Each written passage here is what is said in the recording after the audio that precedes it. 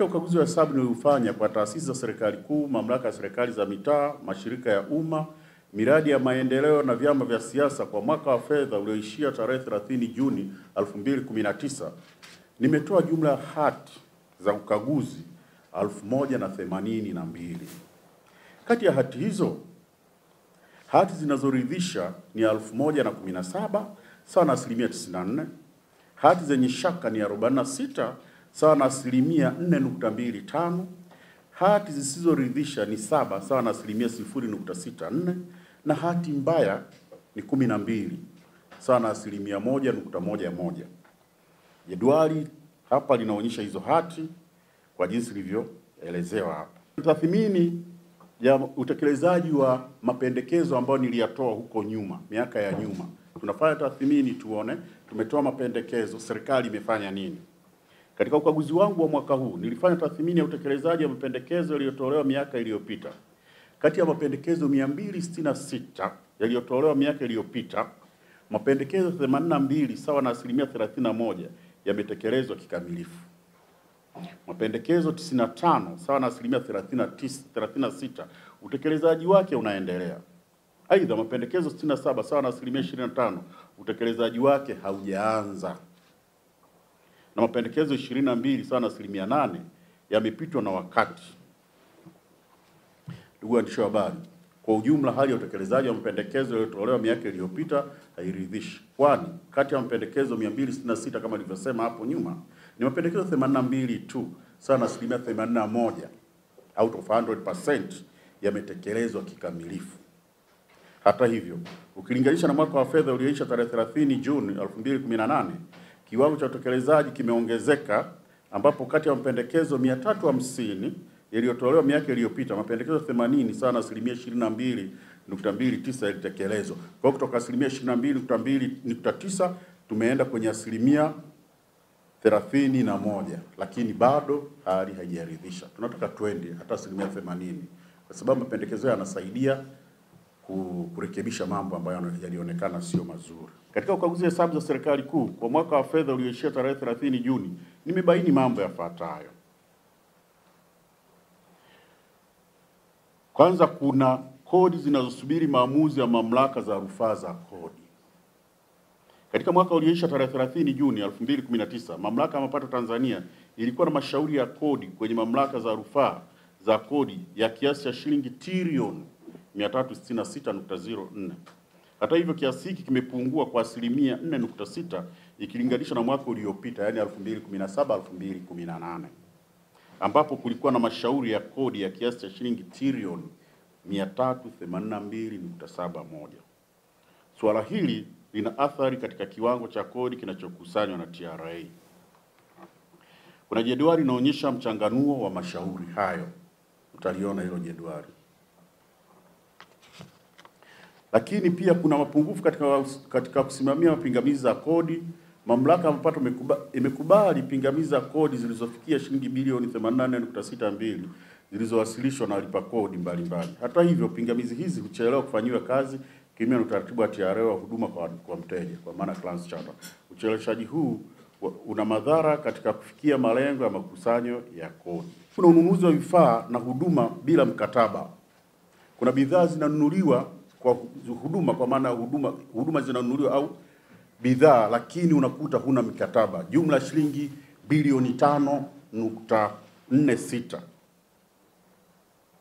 Katika mwaka wa fedha 2018-19 nilibaini kuwa taasisi 5 za serikali kuu zilifanya manunuzi yenye thamani ya shilingi bilioni 5.46 pasipokuwa na mikataba. Unafanya manunuzi lakini hamna mikataba. Kitu kingine nilichobaini kwenye serikali kuu ni mapungufu katika ujenzi wa mahakama 16.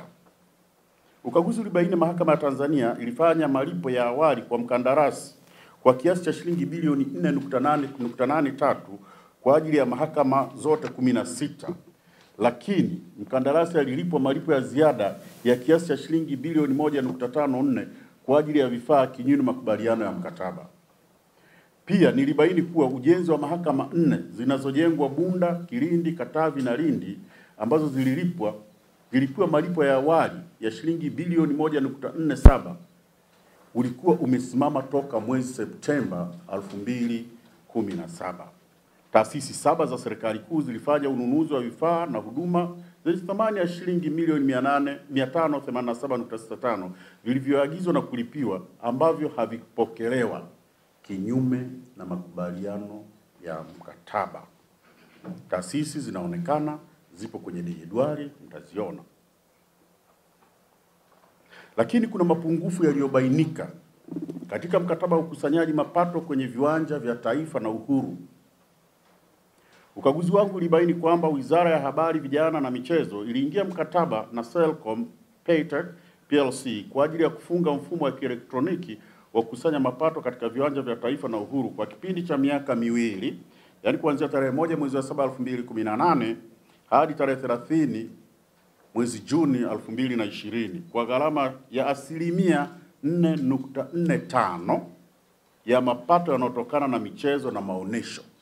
Unakusanya, lakini asilimia 4.45 inakuwa ndio gharama yake unachukua ya yule mkandarasi. Hata hivyo, wizara iliingia mkataba huu bila kuzingatia ushauri uliotolewa na serikali kuiagiza wizara kutoingia mkataba na kampuni zilizoshiriki mchakato wa zabuni ikiwemo Selcom Paytech na Max. Wizara haina mtaalamu wa tehama anayesimamia stakabadhi zinazouzwa kupitia mfumo huo wa kielektroniki ili kuweza kujiridhisha idadi ya watazamaji kwa kila tukio la mchezo mbali na kutegemea ripoti za mzabuni. Hatuna mtu pale wa kujiridhisha ni kiasi gani kimeingia, mzabuni anafanya yake alafu analetea pesa. Kwa hiyo mtu hajiridhishi. Dosari kwenye malipo yaliyofanywa na Jeshi la Polisi katika ujenzi wa majengo shilingi milioni 806.69. Katika kupitia malipo yaliyofanyika kwa ajili ya ujenzi wa nyumba 400, mabweni na nyumba za madarasa na vyumba vya madarasa, nilibaini dosari zifuatazo. Kuna orodha hapa inaonyesha malipo kwa vibarua kabla ya kununua vifaa, kuna malipo ya zaidi kulinganisha na kiwango kilichokubaliwa. Jumla inaleta 806. Kuna orodha inaonyesha hapa, mtapata, mtaendelea na kuisoma vizuri. Matumizi yasiyo na nyaraka toshelezi ndani ya serikali kuu bilioni 5.06. Taasisi 39 zilifanya malipo yanayofikia shilingi bilioni 5.06 bila kuwa na nyaraka toshelezi. Nyaraka zitoshelezi, lakini malipo yalifanyika. Kutokuwepo kwa nyaraka hizi kumezuia mawanda ya ukaguzi wangu katika kuthibitisha usahihi wa matumizi yaliyofanyika.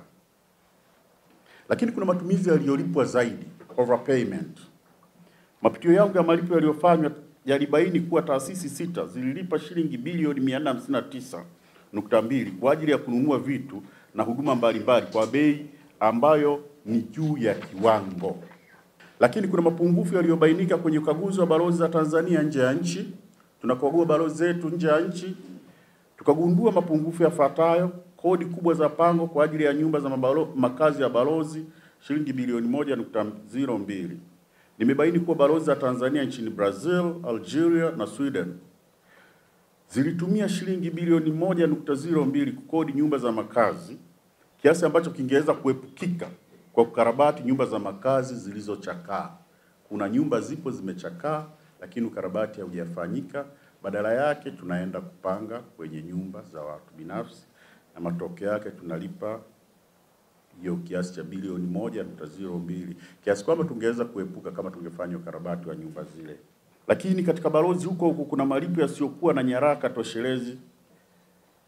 Katika balozi mbalimbali shilingi milioni 645.07. Balozi 5 zilifanya malipo yanayofikia shilingi milioni 645.07 ambayo hayakuwa na nyaraka toshelezi kinyume na kanuni ya 95 ya kanuni za fedha za umma za mwaka 2001. Ukarabati usiokamilika na viwanja visivyoendelezwa katika balozi zetu nje ya nchi.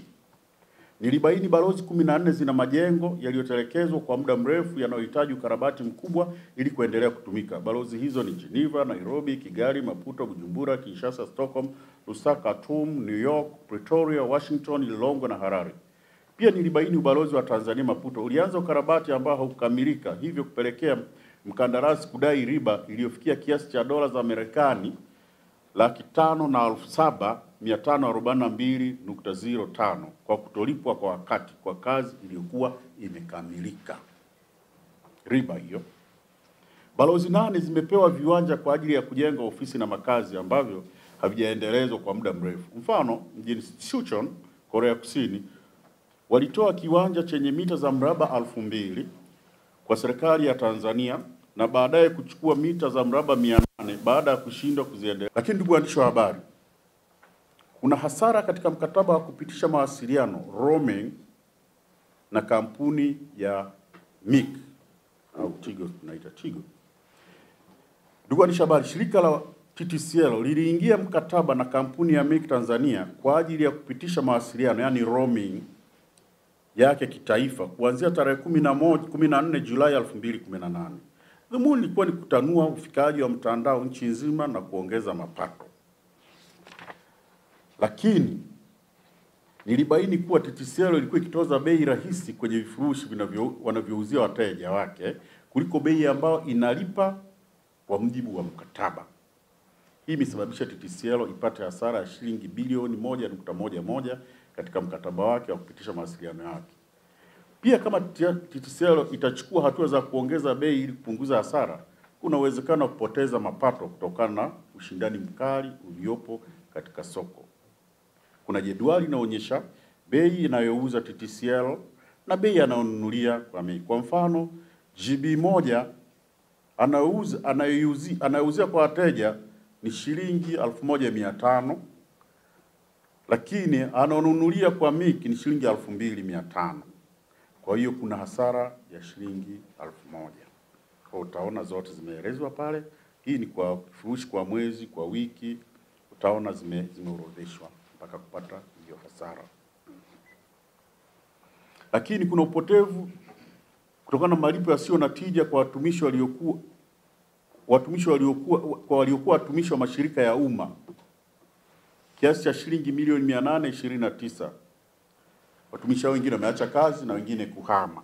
Nilibaini kuwa mashirika ya umma matatu yalilipa malipo mbalimbali yenye jumla ya shilingi milioni 829.45 kwa watumishi walioacha kazi au kuhama kwa sababu mbalimbali.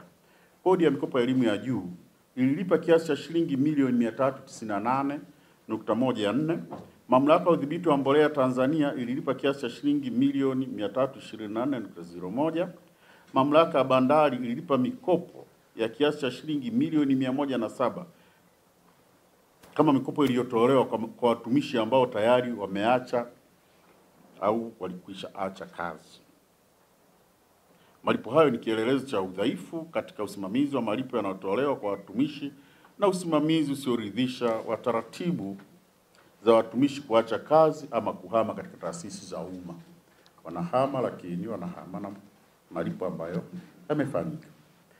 Lakini ndugu waandishi wa habari, kuna malipo yasiyostahiki ya posho za likizo bilioni 1.58. Mamlaka ya maji safi na maji taka Dar es Salaam ya DAWASA ililipa kiasi cha shilingi bilioni 1.58 kama posho za mwezi wa ziada leave passage au mshahara wa 13, kinyume na kanuni za kudumu kwa watumishi wa umma na aya 3.1.3.13 ya sera na kanuni za rasilimali watu za DAWASA zinazotaka mtumishi kupewa posho ya kusafiri wakati wa likizo mara moja kila baada ya miaka 2. Hali hii husababisha matumizi mabaya ya fedha za umma. Wanalipa kuna mwongozo upo, lakini hatufuati miongozo, kwa hiyo tumelipa zaidi kwa shilingi bilioni 1.58. Lakini ndugu waandishi wa habari, kuna malipo ya michango ya watumishi kwa bima ya afya. Nilipitia michango inayofanywa na shirika la simu Tanzania kwenda mfuko wa bima ya afya yani NHIF, ambapo ilikuwa shilingi bilioni 1.075 ikiwa ni 6% ya mishahara ya watumishi. Hii ni kinyume na kifungu cha 9 cha sheria ya bima ya afya namba 9 mwaka 1999 kinachotaka michango igawanywe sawa sawa, yaani 3% mwajiri na 3% mwajiriwa achangie, lakini shirika likaamua kuchanga 6% yote kinyume na utaratibu huu. Pia DAWASA na LATRA zilichangia 6% ya mishahara ya watumishi katika mfuko wa bima afya, ikiwa ni 3% za mwajiri na 3% za mwajiriwa, na hakuna makato yaliyofanywa katika mishahara ya watumishi. Kwa mamlaka hizo ziliingia gharama ya kuchangia bima ya afya zenye jumla shilingi milioni 690.13. Madai ya michango na tozo za adhabu katika mifuko ya jamii bilioni 171.91. Waajiri waliosajiliwa katika mifuko ya hifadhi ya jamii wanapaswa kuwasilisha michango ya wafanyakazi wao ndani ya siku 30 za mwezi unaofuata. Tozo za adhabu hutozwa kwa waajiri wanaowasilisha michango nje ya muda huo uliopangwa. Hata hivyo, mpaka kufikia tarehe 30 Juni 2019 nilibaini kuwa jumla ya shilingi bilioni 171.91 za michango na tozo za adhabu kutoka kwa waajiriwa zilikuwa hazijakusanywa katika mifuko ya NHIF, WCF na PSSF. Kuna tozo ambazo wamechelewa kulipa. Kwa hiyo kuna deni la taifa na deni la serikali. Nitajibu deni la serikali. Deni la serikali